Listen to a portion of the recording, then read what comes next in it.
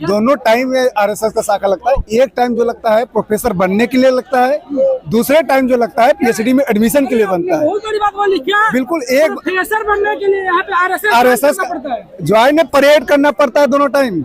Parade कीजिएगा तब आपको असिस्टेंट प्रोफेसर अस्थायी रूप से बना। 80% में हिंदू नहीं है, उसको रोजगार नहीं चाहिए, उसको रोजी रोटी नहीं चाहिए, उसको कपड़ा मकान नहीं चाहिए। समाजवादी छात्र सभा के लोग, तमाम साथी लोग जो आज दिल्ली विश्वविद्यालय के इस गेट नंबर 3 पर आए हैं।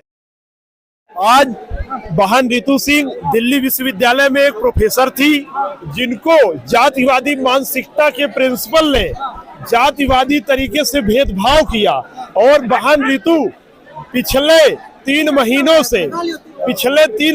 से दिल्ली विश्वविद्यालय का जो गेट नंबर 4 है वहां पे धरना प्रदर्शन कर रही थी। और दिल्ली विश्वविद्यालय के मनुवादी मानसिकता का वीसी, मनुमानसिकता का प्रॉक्टर, विश्वविद्यालय का मनुवादी प्रशासन उनको धरना स्थल से अलोकतांत्रिक तरीके से हटाकर उसको, जहां पे उनका धरना स्थल था, उसको गंगा जल से धुलाया गया। आज आजादी के 75 वर्ष बीत जाने के बाद अगर हमारे देश में किसी महिला के साथ, किसी पुरुष के साथ, किसी माइनॉरिटी के लोगों के साथ जाति भेदभाव होता है तो बाबा साहब के द्वारा बनाया गया यह संविधान उसको न्यायोचित नहीं मानता है। और हम समाजवादी छात्र सभा के लोग, तमाम साथी लोग जो आज दिल्ली विश्वविद्यालय के इस गेट नंबर 3 पर आए हैं, और बहन रितु सिंह और अभी भीम आर्मी चीफ चंद्रशेखर जी जो आए हैं, समाजवादी छात्र सभा के तरफ से इन लोगों को एकदम भरपूर समर्थन और सहयोग देते हैं। इनके साथ कंधे से कंधा मिलाकर जहां तक जाना होगा, चाहे जेल जाना होगा, चाहे जहां जाना होगा, हम लोग जाने के लिए तैयार हैं। और समाजवादी पार्टी हमेशा न्याय की लड़ाई लड़ती है और हमेशा शोषितों, दलितों, अल्पसंख्यकों के साथ खड़ी रहती है। आप समाजवादी छात्र संघ से आए हैं? हाँ, दिल्ली यूनिवर्सिटी से। क्या कहना चाहेंगे, जिस तरह से हम देखते हैं कि लक्ष्मण यादव के साथ भी यही कांड हुआ, जातिवादी और प्रश्न उठाने के नाम पे उन्हें हटा दिया गया, जबकि जो इंटरव्यूअर थे वो सीधा सीधा बोल रहे थे कि हमारे ऊपर दबाव था। क्योंकि दिल्ली विश्वविद्यालय ये नहीं चाहता कोई ऐसा व्यक्ति आए जो क्वेश्चन पूछ सके, जो क्वेश्चन पूछे, जो सवाल पूछे, जो आने वाले पीढ़ियों के लिए भविष्य का निर्माण करे। वैसे लोगों की जरूरत नहीं है दिल्ली विश्वविद्यालय में। दिल्ली विश्वविद्यालय आरएसएस चलाता है, आरएसएस वैसे लोगों को लाना चाहता है जो उनकी गुलामी करे, जो उनकी तलुए चाटे। और डॉक्टर लक्ष्मण यादव तलुए नहीं चाटते थे। डॉक्टर लक्ष्मण यादव आने वाले पीढ़ी को, डॉक्टर भीमराव अंबेडकर को और ललाई सिंह पेरियार के दिए हुए विचारों को बताते थे, कैसे हमारे पुरखों ने, हमारे पूर्वजों ने इस मनुवादी मानसिकता के लोगों से सामने संघर्ष किया और इस देश में एक लोकतंत्र लाया, एक संविधान लाया। वो दिल्ली विश्वविद्यालय के प्रशासन के लोग नहीं चाहते कोई ऐसा व्यक्ति आए जो इस समाज को, इस राष्ट्र को, अपने लोगों को अपने अधिकारों के प्रति जागरूक करे। अच्छा, आपने बहुत अच्छा क्वेश्चन उठाया कि पेरियार ललाई सिंह यादव ने उनका नाम लिया। जिस तरह से उन्होंने रामायण को झूठा साबित कर दिया, काल्पनिक साबित कर दिया, आज उसी राम के नाम पे अयोध्या में राम मंदिर बन रहा है, उस पर क्या बोलना चाहिए सर? एक मिनट, आप क्या बोलना? ये राजनीतिक मुद्दा बन गया है राम मंदिर। जैसे कि आप देख रहे हैं कि ये मंदिर अभी पूरी नहीं हुई है, फिर भी उसका ये कार्य प्रतिष्ठा हो रही है, तो ये सारा गलत है। कहने का मतलब है प्राण प्रतिष्ठा हिंदू धर्म में स्पष्ट लिखा है, किसी भी मंदिर के निर्माणाधीन रहते हुए आप उसमें पूजा अर्चना नहीं कर सकते। लेकिन नरेंद्र मोदी 2024 के चुनाव को देखकर वो उस राम को, जो एक काल्पनिक तो राजा थे ही, जैसा ललाई सिंह पेरियार ने लिखा है, सारी चीजों ललाई सिंह पेरियार बहुत साल पहले क्लियर करके जा चुके हैं।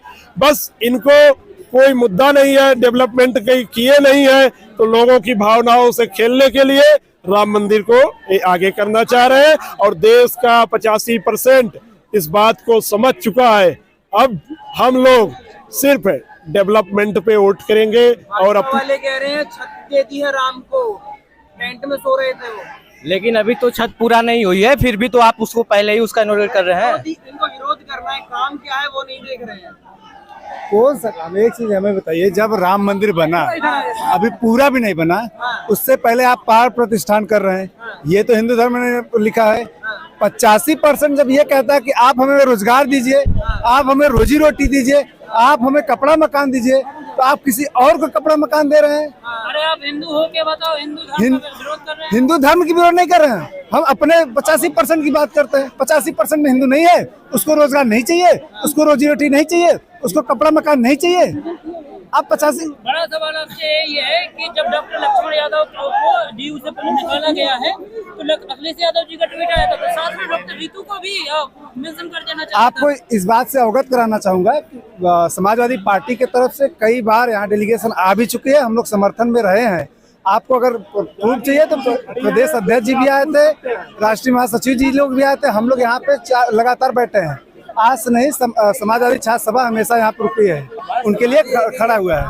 अच्छा, आप लोग यहाँ पे 5 महीने तक हो गए हैं, इनके 4 से 5 महीने हो गए डॉक्टर रितु को, उसके बावजूद न्याय नहीं मिला। अगर चारों तरफ से फोर्स लगा दी गई, क्या आगे न्याय मिलेगा? आप सरकार को देख रहे हैं कि सरकार पूरी आरएसएस चला रही है, बीजेपी पूरा मतलब हर कॉलेज तक यहाँ भगवाधारी की बात होता है कि हम भगवा करेंगे कॉलेज को।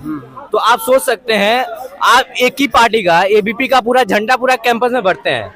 यहाँ तक कि आप गवर्नमेंटल इंस्टीट्यूट को आजादी दीजिए ना कि आप सारी पार्टियां, आप सारे छात्र विंग आके यहाँ वो करें, अपना प्रचार प्रसार करें, लेकिन एक ही पार्टी को आप प्रमोट किए जा रहे हैं, तो ये भी तो सही नहीं है। डॉक्टर रितु ने एक आरोप लगाया है कि डीयू कैंपस के अंदर आरएसएस की शाखा लगती है, वाकई में शाखा लगती है? बिल्कुल लगती है भाई, आप एक बार कॉलेज घूम के देखिए।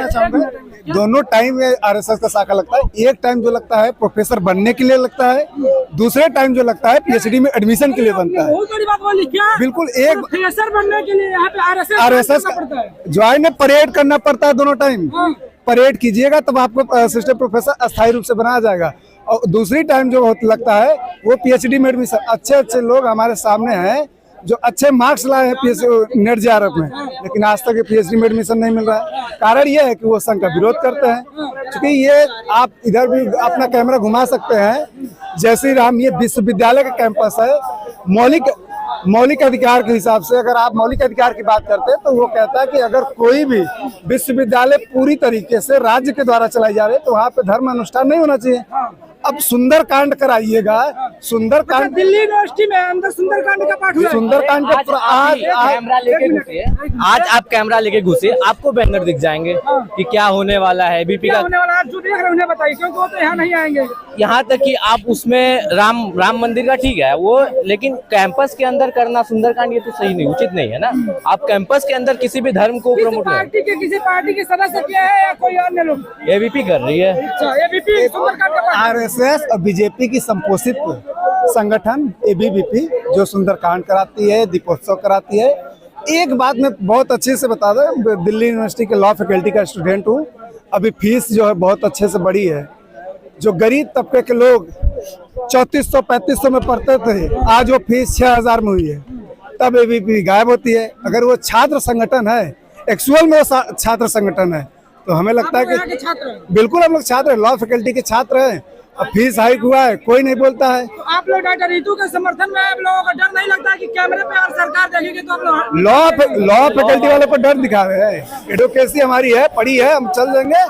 हमें थोड़ी पीएचडी करना है यहाँ पे, हमारे पीएचडी करने वाले बैठे हैं, हमारा सुप्रीम कोर्ट हाई कोर्ट है। समाजवादी पार्टी से आए हैं, हम देखते हैं जिस तरह से यादव को, प्रोफेसर लक्ष्मण यादव को निकाला गया, उसके बावजूद किसी भी समाजवादी पार्टी के नेता इंक्लूडिंग अखिलेश यादव, तेजस्वी यादव, लालू यादव, किसी की तरफ से कोई कमेंट, कोई जवाब नहीं आया। नहीं, आपको जानकारी होनी चाहिए कि राष्ट्रीय अध्यक्ष जी ने कहा था कि उनका रास्ता खुल गया है, उनको अब जो करना है कर सकते हैं।